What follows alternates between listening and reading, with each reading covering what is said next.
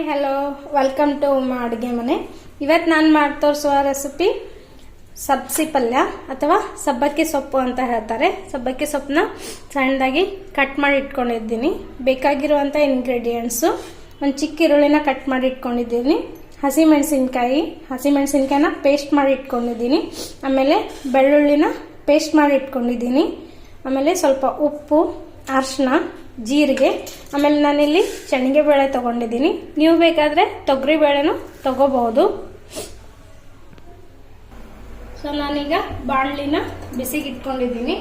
ಇದಕ್ಕೆ ಈಗ ಸ್ವಲ್ಪ ಎಣ್ಣೆ ಹಾಕೋಬೇಕು.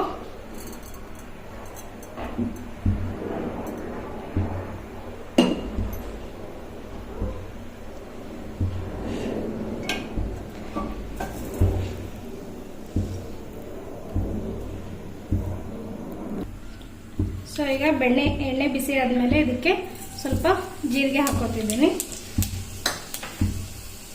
ಆಮೇಲೆ ಬೆಳ್ಳುಳ್ಳಿ ಪೇಸ್ಟ್, ಆಮೇಲೆ ಉಳ್ಳಾಗಡ್ಡಿ,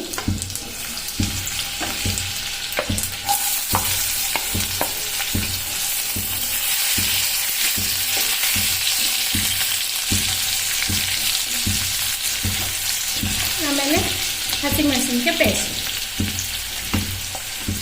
ಇವೆಲ್ಲವನ್ನು ಆ್ಯಡ್ ಮಾಡಿಕೊಂಡು ಮಾಡಬೇಕು. ಈರುಳ್ಳಿ ಚೆನ್ನಾಗಿ ಬೇಯಬೇಕು. ನೋಡಿ, ಈ ಥರ ರೆಡ್ ಆಗಬೇಕು ಎಲ್ಲಾನು. ಈಗ ಇದಕ್ಕೆ ಶೇಂಗಾ ಬೇಳೆನ ಹಾಕೋತಿದ್ದೀನಿ. ಶೇಂಗಾ ಬೇಳೆ ಹಾಕೊಂಡು ಚೆನ್ನಾಗಿ ಮಿಕ್ಸ್ ಮಾಡ್ಕೋಬೇಕು. ಬೇಳೆನ ಎಣ್ಣೆಲಿ ಹಾಕೋದ್ರಿಂದ ಬೇಗ ಬೇಯುತ್ತೆ. ಬೇಳೆ ಜಾಸ್ತಿ ಟೈಮ್ ತಗೊಳ್ಳಲ್ಲ. ನೀವು ಬೇಕಾದರೆ ತೊಗರಿ ಬೇಳೆನೂ ಯೂಸ್ ಮಾಡ್ಬೋದು, ಆದರೆ ತೊಗರಿ ಬೇಳೆನ ಬೇಯಿಸ್ಕೊಂಡ್ಬಿಟ್ಟು ಹಾಕಬೇಕಾಗತ್ತೆ. ಉಪ್ಪು ಆ್ಯಡ್ ಮಾಡ್ತಿದ್ದೀನಿ.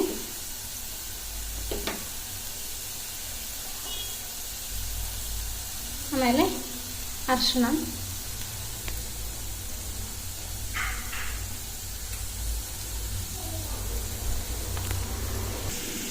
ಇದಕ್ಕೆ ಸಬ್ಸಿ ಪಲ್ಯನೂ ಹಾಕ್ತೀವಿ. ಪಲ್ಯ ಹಾಕಿಬಿಟ್ಟು ಚೆನ್ನಾಗಿ ಮಿಕ್ಸ್ ಮಾಡ್ಕೋಬೇಕು.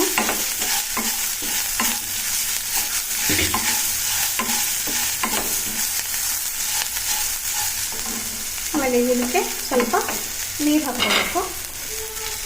ನಾನಿಲ್ಲಿ ಶೇಂಗಾ ಬೇಳೆ ಯೂಸ್ ಮಾಡೋದ್ರಿಂದ ಸ್ವಲ್ಪನೇ ನೀರು ಹಾಕಬೇಕು, ಜಾಸ್ತಿ ನೀರಿನ ಅವಶ್ಯಕತೆ ಇಲ್ಲ. ಬೇಳೆ ಬೇಗ ಬೇಯುತ್ತೆ, ಇದು ಜಾಸ್ತಿ ಟೈಮ್ ತಗೊಳ್ಳಲ್ಲ. ಅದೇ ನೀವು ತೊಗರಿ ಬೇಳೆನ ಈ ಟೈಪ್ ಹಾಕ್ಕೊಂಡು ಜಾಸ್ತಿ ಟೈಮ್ ತಗುತ್ತೆ. ಹಾಗಾಗಿ ಅದನ್ನು ಮೊದಲೇ ಬೇಯಿಸ್ಕೊಂಡು ಹಾಕಬೇಕಾಗುತ್ತೆ.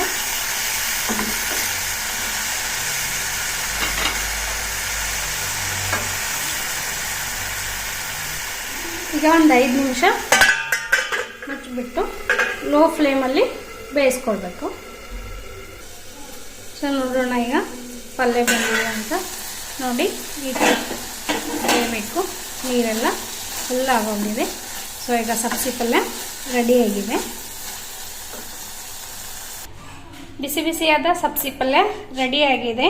ನೀವು ಕೂಡ ಟ್ರೈ ಮಾಡಿ. ಇದು ರೊಟ್ಟಿ ಮತ್ತು ಚಪಾತಿ ಜೊತೆಗೆ ಸೂಪರ್ ಟೇಸ್ಟ್ ಆಗಿರುತ್ತೆ. ನೀವು ಇನ್ನು ನಮ್ಮ ಚಾನಲ್ಗೆ ಹೊಸಬರಾಗಿದ್ದರೆ ಲೈಕ್ ಮಾಡಿ, ಸಬ್ಸ್ಕ್ರೈಬ್ ಮಾಡಿ, ಕಮೆಂಟ್ ಮಾಡಿ ಹೇಗಿದೆ ಅಂತ ಹೇಳಿ.